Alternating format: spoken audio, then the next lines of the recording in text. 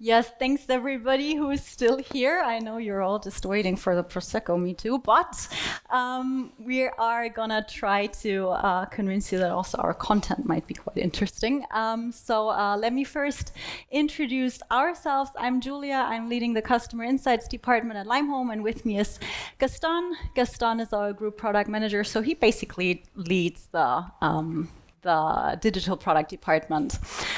Together we represent Limehome. Limehome is, I would say, still a pretty young company, but yeah, we were founded in 2018, and we offer design service departments that are powered by, let's call it a digital first approach, and today we operate more than 4,000 units in prime European locations. As I said, we follow a digital-first approach. That means basically we ensure that our guests can simply arrive and feel at home. So there's no hassle, there's no waiting, because we actually don't have staff on site. Everything is handled digitally from booking to checkout.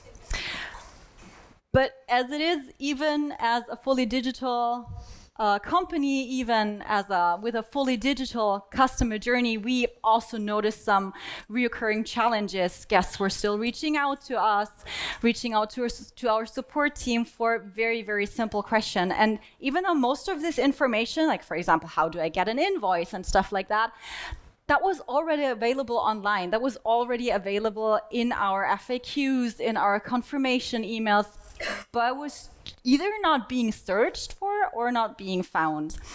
And this created for us two major issues. So first of all, every support ticket that reaches our customer support disrupts the guest journey, and every call adds operational costs.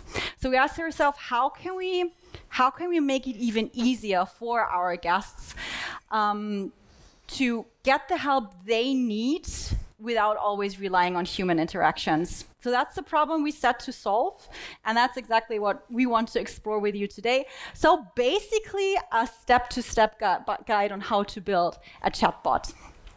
So our starting point was data, right? Guest data. In order to better understand what our guests are thinking, what do they like, what is it that they don't like about us, we collect qualitative and quantitative feedback. So data scores like the ones from booking.com, but also qualitative insights like free text feedback. And in parallel, we also pull insights from all of our customer interactions, meaning we pull WhatsApps, we pull emails, but we also analyze every call that we receive from our guests. And then we apply so-called natural language processing, sentiment analysis to find patterns. So what's frustrating our guests? What are their pain points? What do they actually like about the product? But I guess the most important question is, what are the jobs, what are the tasks that our guests want us to do for them in order to create a delightful experience? And most importantly, we also talk to our guests face to face. I think especially when it comes to empathizing, to feeling the guests' pain points, especially in hospitality industry, because we create moments, right? We create memories. It's not just like you go on a website like Amazon and buy your next pair of socks. You really take the time to get away, to create an emotion, to create a memory. So that's really important to us, not forgetting or not losing the actual connections with our guests. So all of this gives us a 360-degree view to our guest sentiment, and I think that's pretty good for a start. So now from this, the question was really, how do we drive down our tickets, right? How do we get guests away from reaching out for help that they could actually just find themselves? So therefore, the first step was to understand what are the topics the guests want us to solve for them. And the second step was, why don't they use the FAQs, or why don't they self-help them and reach out to us? So we needed to actually bring structure to all of this data. So we clustered feedback, we had a lot of topics that guests were talking about, and we tried to build themes around them. We wanted to find out, what is it that guests are actually consistently mentioning, and it was topics like easy topics like invoices, for example, like entry codes, like how do I actually get to the apartment. So all of those issues are not just one-off problems, they're recurring questions, they're easy to answer, which was basically for us a signal to automation. And what's important is that we don't just identify what our guests are asking us. We also pay close attention to really how do they phrase the question, right? How are they approaching our customer support in order to better understand how are they asking for help? And at Limehome, we really believe that this is crucial for any conversational interface. It really comes to understanding the intent behind the words. That is everything. And this insight is then, for us, the foundation to help us build something that doesn't just respond, but that actually understands. So the base work was done, right? Deciphering the issues, really understanding the themes that lie behind them, and of course, learning how questions are phrased and asked. Now to build a chatbot, how do we actually come up with the idea that a chatbot is the solution to our problems? Well, I guess you could say we decided simply by learning by doing. So we started with 2 prototypes that we tested with our guests and several usability testings against each other. Thanks. So, hi, my name is Gastón. As you might have guessed, this is in English because of me. I'm learning German, but God, it's hard. So please bear with me, I know it's late. So basically, when I was thinking about this presentation, I wanted to present something that was at least interesting for you. I didn't want to go with very generic concepts. I really wanted to show you kind of how we got those insights from the first idea until we actually deployed our chatbot. So we always start from the problem, as Julia mentioned. We have service apartments, so we don't have a reception. So basically, any question that the guest has, either they go to the FAQs, but most of them contact us directly. So every possible question is a support ticket for us. And you can imagine that the volume is very high, it's very expensive, and especially if they call us via phone, those is kind of like the most expensive channel that we had. So we needed to find a way to how to reduce these support tickets. So obviously the chatbot idea came very, very early, but there were other people in the team that were thinking maybe we should do search. There's companies that do search very well. You can see Netflix search for help is very good as well. So we wanted to very quickly identify which lane we were going to pick. So we started with an A/B testing.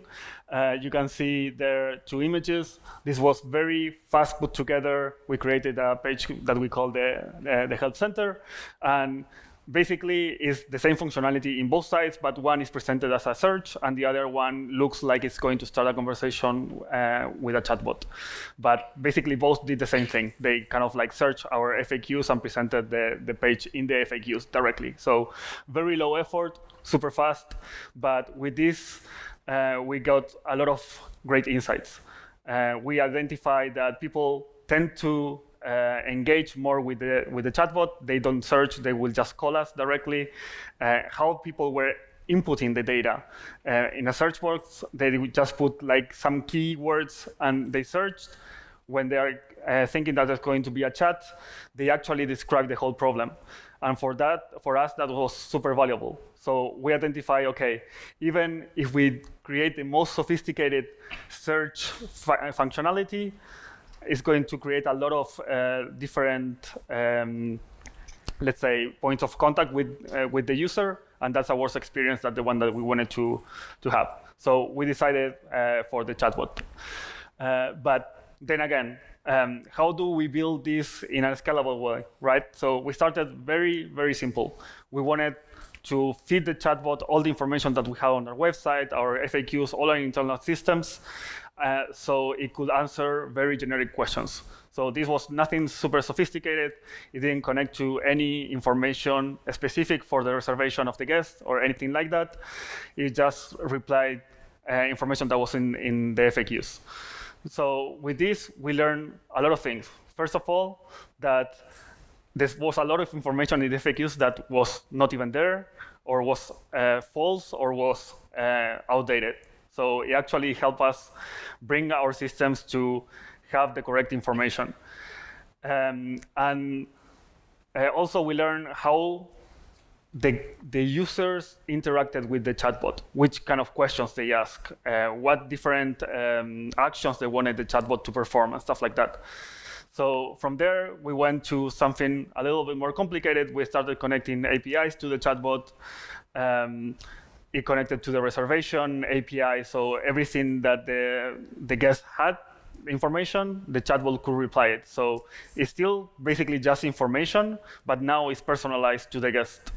It will answer when can I, if I can check in early, where can I get my invoice, stuff like that. So it became this combination of Gäste-Insights, backend integration, and large language models made the conversation feel human, contextual, and intelligent. And then, obviously, we weren't striving for some perfect chatbot, right? Like, there's a saying that perfect is the enemy of good. So we wanted to go very slowly, adding more stuff to the chatbot. So we look at every failed interaction that the guest had with the chatbot, what went wrong, what was missing. And from there, we started improving the confusing flows. We made it better, created new intents, and started adding actions that the chatbot could actually perform. So the guest could actually download their invoice through the chatbot, change their reservation, all those kind of things started to become part of the chatbot itself.